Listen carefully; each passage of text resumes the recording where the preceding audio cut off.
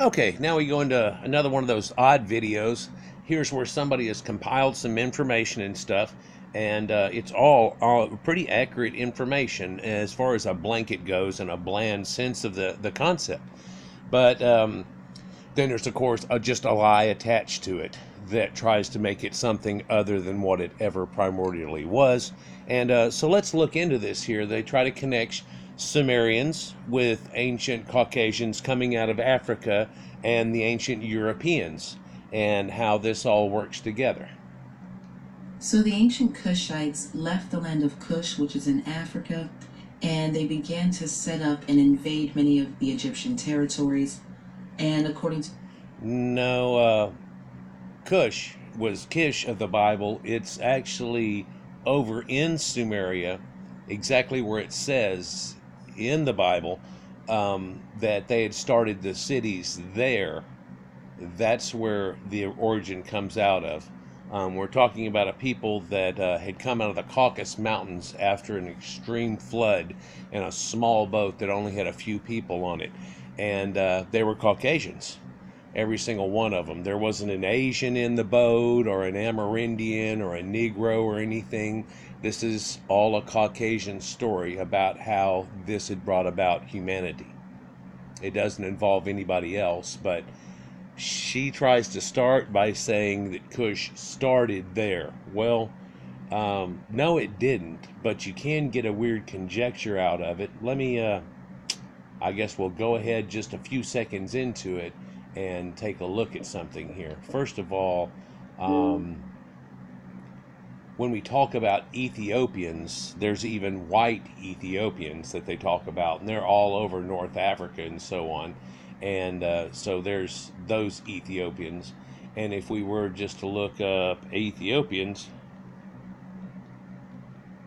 and what the Greeks actually thought about it and what they said, that would have been something different than the country that we think of now today. Oh wow, it went right back to white Ethiopians whenever you choose Ethiopians. That's amazing. Oh no, it didn't. Okay, right there. So Ethiopia. So when you look at this, you can see that they didn't call this little place up here near the Horn Ethiopia back then. It really was just a bunch of super tanned people that lived all around here. And they described these super tanned people not being the Egyptians. The Egyptians were lighter than that. These people were much darker. So it shows you the Egyptians were a paler Caucasian, much like you see all around the Mediterranean and so on. But they do describe more tan people being out here. And if you look, this is really all farm areas everywhere all the way through. And so what they're probably looking at is rednecks, if you will. But so strange conjectures tried to be made out of racists and things a lot of times. But let's look at something a little bit more with what we're talking about here. If they show us Kish in the Bible, that's it.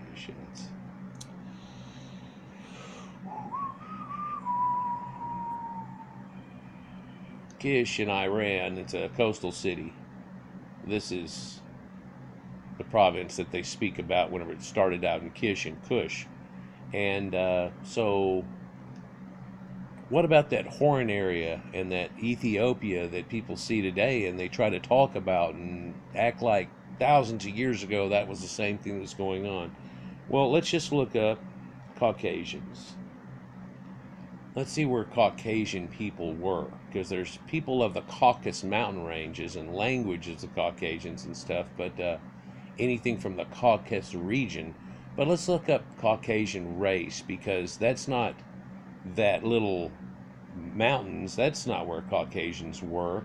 They were all over the place. Let's see. Caucasian race, also Caucasoid, or Europoid, is a grouping of human beings historically regarded as being taxon, which, depending on which of the historical race classifications used, have usually included some or all of the ancient modern populations of Europe, Western Asia, Central Asia, South Asia, this is the Proto-Indo-Europeans, North Africa, that's always been Caucasians, East, of course, too, and Horn of Africa. So when we look at where we're talking about, that was Caucasians back then too. Were they tan? Well, they're living down near the equator and stuff, and hell, you take any kid and just put him in a slight amount of clothing and keep him out in the sun all day, and they get quite tan. Short of somebody being a ginger, which a lot of the pharaohs were, by the way. Ramses, for one, for sure, he's definitely leucoderm. So anyhow, so there's other races of mankind. There's Caucasoid, Mongoloid, and Negroid, and the Caucasoids are definitely what did that area. So whenever you look at this is a map done here much later, but if you look, the Hamites are the gray part. All of that's Caucasians, and then the Sahara Desert and everything south of that could be black people. But yet all on the Cape down here is Caucasians again, it says in the thing. So that's strange from what we think now. And oh, South Africa, they should give the land to Bantus that are expanded from not even living there primordially to Khoisan. We're really there for a long time. But so Caucasians are the people that live around there and all the way through the Horn of Africa, and that's just a historical viewpoint on it. So, but what we're going to look at here is Celts and Vikings and all kinds of things. So let's continue. We're only 10 seconds into it. To the Bible, they set up many cities such as Babylon, Erech, Akkad, Calneh, Shinar. So after right in the Bible, I'm just going to replay this back. Let it go ahead and go, and we'll vamp on that secondary part. The Egyptian territories, and according to the Bible, they set up many cities such as Babylon, Erech, Akkad, Calneh, Shinar. So they set up all those cities that she just mentioned there, but all those cities are draped right down the Tigris and Euphrates, where the Bible talks about. That's where Eden is way over there. In fact, the Sumerians called their land Eden. So this is it. That's the story. Abraham was from Ur, so everything hinges off of that. That's where the origin was. That's where the God of the Bible started out, right there. So it really had nothing to do with anything sub-Saharan. In fact, you look at the Herodotus maps, and he didn't even know sub-Saharan existed. If we look just a moment ago in my video, click back a few seconds and look at Ethiopia. When we're looking at that map where they're everywhere, look how the bottom of South Africa is just knocked off. They don't even know it exists. Right, that's well known, but yet people nowadays want to try to say different things and lie about it and so on. But Calneh is also not found. And what does it mean? Well, it means and the others. It actually encompasses other cities. It's not, it's kind of looked at as being not larger cities, but and the villages and those other towns. There's these great cities of blah, blah, blah, blah in the other towns. Calneh wasn't actually a place, but all of those are over there. That's where that story comes from. But let's continue. After the Kushites leave Kush, they're later known by many titles such as the Babylonians, the Sumerians, the Phoenicians, the Persians, the Akkadians, and by various different titles. True. The Akkadians are a slight different group, though, that comes down from Proto-Indo-Europeans, as I've shown in a few of my videos, and we're leading into another enveloping of that same showing.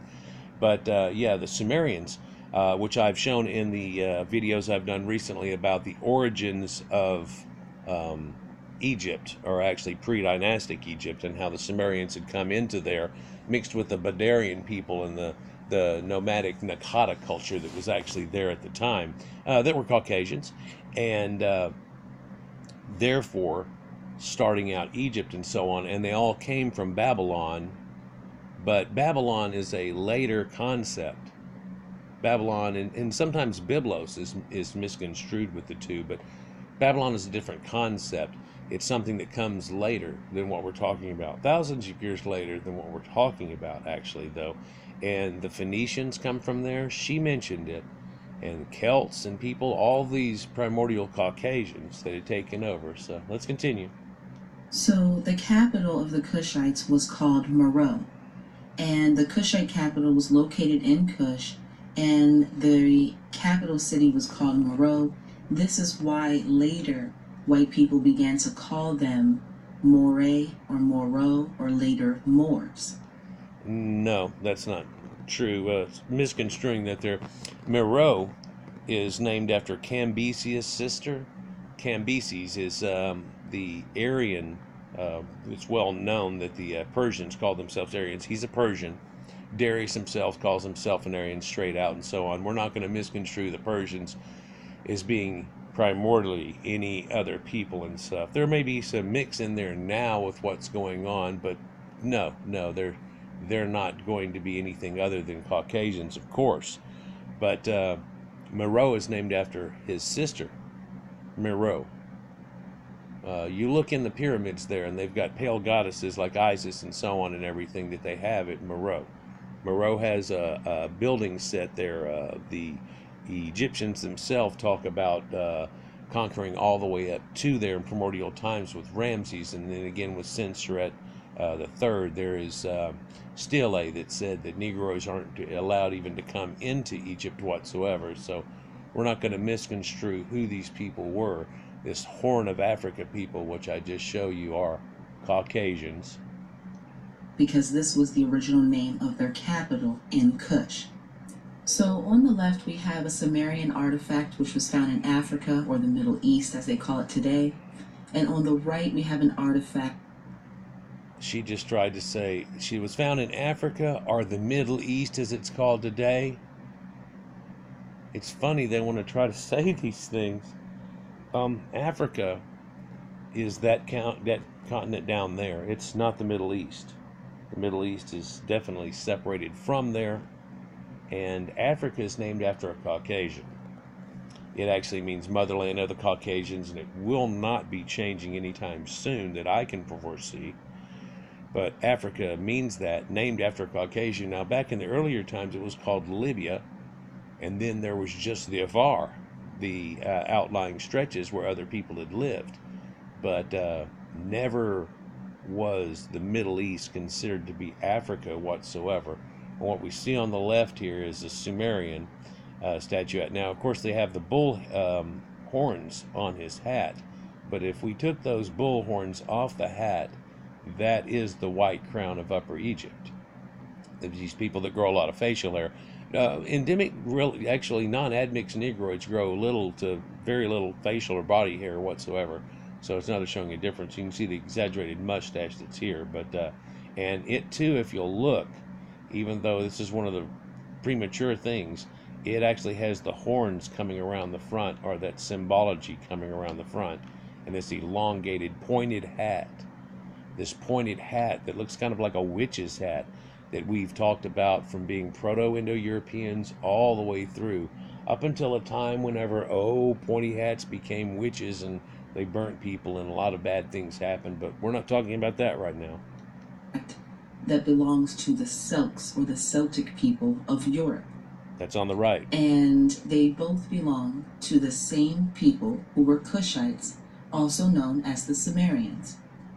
So wow. So she just put three things together, and now we're fixing to find out that the Sumerians and the Cimmerians and the Samarians are really the same people, and is the same thing. It's a vowel.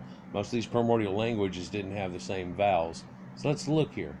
We read in Homer's Odyssey, which dates to the 9th century BC, which is 2,900 years ago, and he writes, "We reached the deep flowing ocean where the Sumerians, Celts, have their lands and their town. This people is hidden under clouds, in mists that the sun's bright rays have never pierced. A dismal night hangs over these unfortunates." And you know, we see London and so on, and how it's really quite often a little foggy, a little overcast, and so on like that, instead of being bright sunny when it is. That's very exaltive there, and that's what we're seeing. But when we talk about Sumerians, we talk about them being way over here. When you look on maps and stuff, they show them way over to the east of where we're referring to, but she has made the connection that I've shown in older videos, again, of how those Celts and those Sumerians, see, Celts, people put names on people. Most of the things we know of today we've put off of Greek things, as in Ethiopia was what the Greeks named, and they named it what they wanted to, not what you try to think that they meant today. So the only place that can be referred to as the place where the sun's bright rays never pierce, or where they say the sun never sets, is Antarctica. So No, no, that's not true. So you can say that we used to be in Antarctica, but if it does the same thing in Antarctica, it does the same thing in Arctica. Apparently, she doesn't have a good grasp of logical thought or anything, but here's a pyramid that's down there and so on. And sure, they're trying to look and find things. And hey, we may have had a different axis at one time. And of course, these continents have spread out somewhat, and all these different things have gone on. So people are looking and doing things, but doesn't involve who she hopes it does. according to Homer 2,900 years ago, the Sumerians or the Kushites were not only inhabiting all of Europe, but they were inhabiting Antarctica as well. Hmm. And this explains why there are so many artifacts and remains that can be found in Antarctica. That's this new thing where people have superimposed stuff, and people are trying to say, hey, they found a giant spaceship under the ice, and all these things that went on, and how the Germans went there and made New Swabenland in World War II, and they had flying UFOs already, and all these things people have come up with. It's kind of farcical. You look into it, there are some truths to what they try to say, but then they've expounded it into this amazing tale. And yeah, so Caucasians, yeah, we know damn good and well they've gone across the Arctic Circle. How'd they get into America? And I've got a couple of recent videos that show that they find that Caucasians do predate the Asiatics that came down and became the Amerindians there by a few thousand years. They've already found that. But then there are stuff in the Americas that show a habitation from even way before that. Way, way before that. And so we wonder who it is and everything and what goes on. But it doesn't involve West African primitives in any way, but she wants it to. But let's continue, because this has great knowledge in it about these early primordial Caucasians and where they encompassed. Along with multiple maps that show 500-600 years ago, Antarctica was not covered in ice. Piri Reis map. Nevertheless, the ancient Kushites were not only inhabiting all of the Middle East and Arabia and Africa, but they were also inhabiting Europe 3,000 years ago. Worse than that, Homo sapiens is found 315,000 BC in North Africa and Moroccan cave at Jebel Erud. And these are progenitors of what leads into Caucasians that we have today. But due to politically correctness, to make everybody the same level in evolvement, we had to go from a few thousand years ago to actually go back to what is Homo sapiens to make everybody equal. And that dates to 315,000 BC. We find the Hofmeyr site down in the sub-Saharan Cape at 40,000 BC, 38 to 40,000 BC dated, that shows Caucasians there. Blombos Cave down in the very tip point cave, right there. So all over, and of course Green Sahara and so on. And there's a new paper that's out too that definitely shows that the actual people of the Sahara, whenever it was still green just a few thousand years ago, were also Caucasians. And first there was a breed that was more related to perhaps the Guanches and some of the elder Berbers that were in North Africa, because they were a taller and more robust people, but then a more modern looking people came in. These first people were edging over 6 foot, and there were giants in the land in those days and after. But that's another story altogether. So here we have at the top left, we have an artifact found of the Celts 3,000 years ago in Europe. This was actually found in Denmark. The bottom artifact is a Sumerian artifact found in Iraq 6,000 years ago. And I think I've shown this 3 or 4 times in older videos, but it's been one that I've just left off. But I'm about to go into the story of Pet Cemetery and the idea of the Wendigo and the ancient Micmac burial grounds, and Cernunnos and the stag god And that's what this has to do with. And if you take a Proto-Indo-European people from up in the land where the elks and stags are, and they had giant elks back then, and you take those and you bring them down into a Sumerian area, you're going to get this effect right here. And you'll find that it almost to a T matches out something that she's showing here. Celts of Europe, 3,000 years ago. It's about 1200 BC, actually, this Celtic thing that's drawn out. And it's literally the same thing to a T, almost to a T. It's the same symbology, for sure. And almost looks like it's a pattern situation that they have going on, a story. Perhaps it has a lot of zodiacal things that go along with it too, but Sumerians of the Middle East, 4000 BC, had this same symbology that goes on here. And you can see they are the same exact thing. So we can look at the ancient Babylonians of Iraq, the ancient Persians of Iran, the ancient Celts of Europe, and the ancient Moors of Germany. And you can see that they are all the same people. Yeah, these primordial Caucasians. And you can see again these elongated hats, whether they might have symbolic bull horns around them. You know, when you look at that, you wonder how they would attach all those burnt bull horns together. And did people really have bull horns around on their hats like that? And if you take that bull horn off, again, it looks just like the crown of Upper Egypt, which that looks a lot like, this looks a lot like. That's because of primordial time, those are all the same people. In fact, the Egyptians are pretty much the same people. It's the northern Egyptians, or what you'd call Lower Egypt, the area more close to the Delta, that ends up being the other crown that the two go together, right? Let's continue as she tells you that this right here is Celtic Europe, showing the same symbology with a shepherd's hook and so on as these people, and this is early Proto-Indo-European spreading out and evolving from a time whenever a people had almost one common language, which everybody through that area today, even India itself, has a Proto-Indo-European language that is dialected out of that and evolved out of that. We can look at the ancient Sumerians in Syria and the Celts of ancient Europe, and we can see that they are the same people. Yep, pretty much. Herodotus documented in 425 BC that all of the territory of the Celts included Germany, everything in between Germany and the Iberian Peninsula, including Spain and Portugal. And it's documented that he was indeed correct according to all of the archaeological evidence, and he may have actually encountered the Celts, whose name he mentioned in connection with a trip that he made to the shores of the Black Sea. All the way to the Black Sea. So now we're looking at Scythians and so on.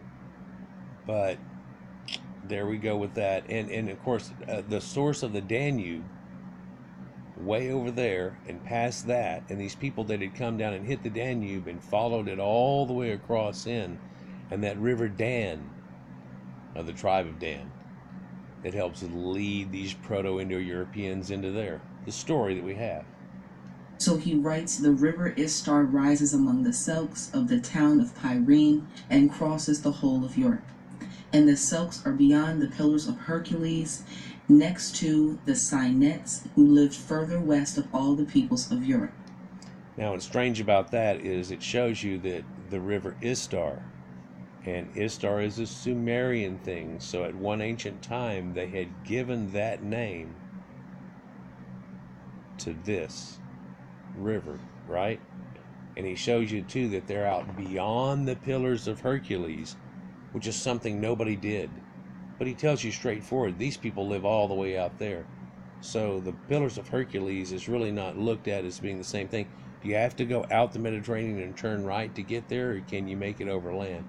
Sure you can. There's some mountains in the way in a few places, and Pyrene, but you end up, the two promontories, the eastern end of the Strait of Gibraltar, next to the Cynetes, who live furthest west of all the peoples of Europe. And Europe is Europa, and it's named after a Mediterranean Carthaginian princess. So yeah, apparently that does show continuity and connection. Let's continue. So the ancient Celtic people of Europe, or the Sumerians, had tools. Many of their tools that they used thousands of years ago are familiar to us today. Yeah. And here are some ancient Celtic swords. And there are multiple Celtic swords that have been found all over Europe. Oh, yeah. So here we have a sword dating to 2100 years ago, and it's inscribed by the blacksmith who made it. And he wrote his name, and his name is Coricios. And his name is also written in Greek letters.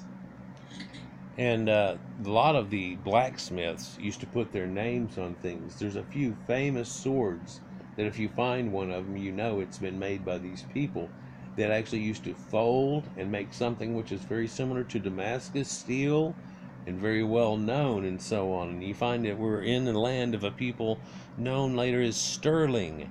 And so there is this definite people connected with this. And that Celtic writing right there connects to other things. I'll probably show you that here in a minute. It's one of the oldest writing examples here north of the Alps. And here we can see this slab which dates to the 2nd century, and it's called Gallo-Greek. Gallo-Greek is essentially Celtic Greek language. Now, Gallo means quite a few things. Gallo has to do with wines and vineyards and so on, but Gala and Galais and Gaelic all go with these same people that we're talking about. But also Gala goes with Galatians, and it goes with the Bible. And Jesus was said to have been a Gala priest, so that would have set him as being someone slightly different than what we think. Now, wouldn't it? Let's continue, but look at the writing here, and I just want to make note as she says this. Hopefully you'll be able to see it fairly good here, but these are our alphabet. This is our lettering, but used in a different way. But this is our lettering that comes to what we have now. Surely you can recognize N, M, A, C, Anamiaka. So we can see the relationship between the Greek language and the Celtic language thousands of years ago. There's also a huge connection between Phoenician and there. Yeah, and Phoenician and ancient, what we call Proto-Hebrew, which is actually that. And Greek is really kind of Phoenician backwards, kind of like, woo, like you look at it off, it's right to left instead of left to right. So you look at it off a mirror. There are people say that dyslexia is caused by these people who used to read right to left, and now you're forced to read left to right, and it tries to do this thing where you should be reading it the other way, and that it leads to these ancient Phoenicians and so on. But that's for another video.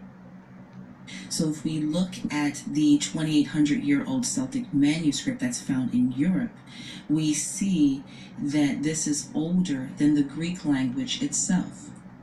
In fact, 2,200 years ago, the Celtic language was spoken in the Iberian Peninsula, France, Spain, Portugal, Italy, and this was the language of the land. Yep. So here we have an old Celtic city in Europe, and we have an old Sumerian city found in Turkey. And by that, we're actually showing you Sumerians all the way up in Turkey and Anatolia. That sure enough, that Tigris and Euphrates leads all the way up there. People don't correspond that quite often, but here we have old Druidic or Celtic cities, and the cubitness, the sizing, the form of which is extremely similar. You can see the similarities in the style of building these cities. An ancient Greek writer by the name of Lucian writes about his encounter with the Celts in the 2nd century BC. He describes a charming symbolic scene of an old man clad in lion skin with a beaming smile, led by a group of followers whose ears are attached to his tongue by thin gold and amber chains. Now, this is meant to symbolize that this man was a leader of them and that they followed his every beckoned thought or command, that there was this special person that was there. He mentions this, that these people would have followed this guy. They were endeared to him in a certain way. He starts it, though, with the Celts love style, and their admiration for eloquence is unbounded. So what a lot of people say about the Celts and so on is kind of taken out of context in a lot of different ways. But this old man clad in a lion skin, this sounds like a primordial concept that they show here. Let's read on. They followed him eagerly, praising him and dancing around him, and the explanation that Lucian was given was that the old man named Ogmios represented eloquence because it grew with age. Now, it's supposed to be an echo of the Druidic Ogham, and there's Ogham script and stuff. So this is like a Druidic priest or someone who was leading people of there. Represents eloquence, for it grew with age, and it was more powerful than brute strength, hence the lion skin of Hercules that he wears. And was more powerful than brute strength, hence the lion skin of Hercules. That was found in Celtic Mysteries, a book that's about 1975. Now we're going to look at a few other things that show, and I've shown artifacts and ooparts here in a lot of my stuff, which shows things that shouldn't be there, and things that like, what is this? Why would they in Europe have mirrors extremely made the same way as the ones that are in Egypt? Well, that's because they had connections with them. And people say, well, the Phoenicians, they were merchants. No, there's more connections to that. In fact, now that they've done the DNA on King Tut, it shows up that he's a haplogroup that shows up more in Europe and so on. That sure enough, those same people that were in Egypt and around the Mediterranean in a primordial time there are pretty much the same people that you see up here in their haplogroups and so on. But ancient mirrors and bronze mirrors, and they have a back that usually has some type of patina or things onto them, but then the front is polished and burnished over and over and over again until you get almost a mirror-like finish. So here we have an ancient Celtic mirror found in Europe. Combs too, by the way. And you can compare that to the mirrors that were made in ancient Egypt, and you can see that they're very similar. And here you can see the similarities between the ancient Sumerian artifacts and the ancient artifacts of the Celts of Europe. Well, let's see if we can go back just to here. There is a few things that give a slight difference to it, but yet these ancient Celts had already had the wheel, right? But you'll find that they have a little bit more. Even though they have bull, cows, and things, they will have a horse. They will have a rider, and so on, which comes down into the Middle East again in a secondary wave, like through the Hyksos and so on like that.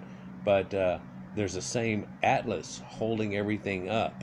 And Atlas, and where's the Atlas Mountains at? Well, they're over there in North Africa near Morocco. Oh, okay. Yeah. A definite connection that shows there.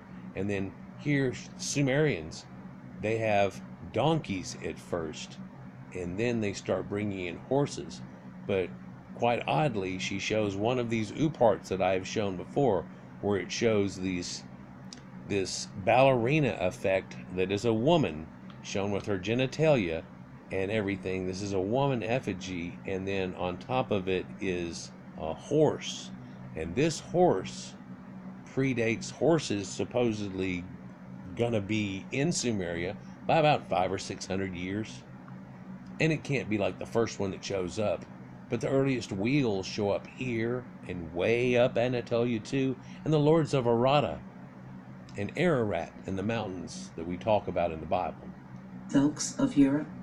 So here we have what is called the ancient Celtic cross.